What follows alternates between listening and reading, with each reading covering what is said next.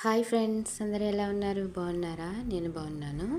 ఈరోజు మీకు నేను చాలా హెల్దీ అండ్ టేస్టీ ఉసిరికాయలతో గులాబ్ జామ్ చేసి చూపిస్తాను. వీటి కోసం నేను పెద్ద ఉసిరికాయలు తీసుకున్నానండి, 1 కేజీ.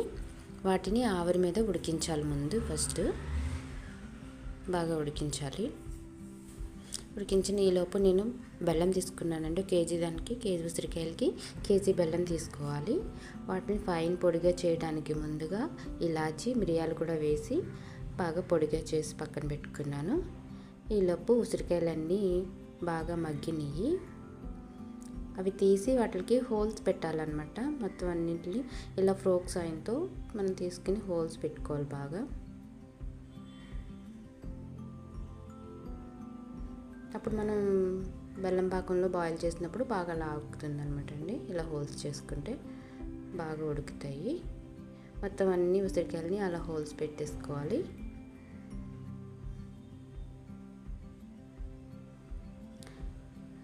ఎప్పటి గిన్నె పెట్టుకుని మనం ముందు పొడిగా చేసుకుని బెల్లాన్ని వేసుకుంటున్నాను. ఆ బెల్లం కరగడానికి కొంచెం కొద్దిగా వాటర్ వేసి అందులోనే మనం ఉసిరికాయలు కూడా వేసేసేయాలి. ప్లీజ్ ఫ్రెండ్స్, నచ్చితే లైక్ చేయండి, సబ్స్క్రైబ్ చేయండి. కొత్త వాళ్ళైతే ప్లీజ్ సపోర్ట్ మీ. ఈ బెల్లం పాకంలో బాగా బాయిల్ చేయాలి వీటిని. మనం వేరేగా వాటర్ ఏమీ వేయక్కర్లేదండి. ఉసిరికాయలో ఉన్న తేమతోనే ఉడికిపోతాయి. కొంచెం కొద్దిగా సాల్ట్ వేసి కొంచెం నిమ్మరసం కూడా వేసుకోవాలి. నిమ్మరసం వేయడం వల్ల ఆ ఉసిరికాయలో ఉన్న వగరు కొంచెం పోతుందన్నమాట అండి. చాలా టేస్టీగా ఉంటాయి. బాగా బాయిల్ ఇవ్వాలి. ఎలాగంటే ఇదిగో గోల్డెన్ కలర్లో వచ్చేసేయాలన్నమాట. చూడటానికి నిజంగా గులాబ్ జామున్ లాగానే ఉన్నాయి. టేస్ట్ కూడా చాలా బాగుందండి. చాలా చాలా బాగుంది. నేను ఫస్ట్ టైం ట్రై చేశాను. చాలా బాగా వచ్చినాయి.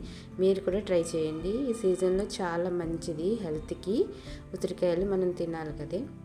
ఈ విధంగా చేసుకుంటే అందరూ తినగలుగుతారు. ఉసిరి గులాబ్ జామున్ రెడీ. చాలా హెల్దీ అండ్ టేస్టీ ఉసిరికాయ గులాబ్ జామున్. వీటినే మురబ్బా అని కూడా అంటారు. టేస్టీ. వీటిని ఒక గాజు బాటిల్లో పెట్టుకుని మనం స్టోర్ చేసుకుంటే 1 year అన్నా ఉంటాయండి.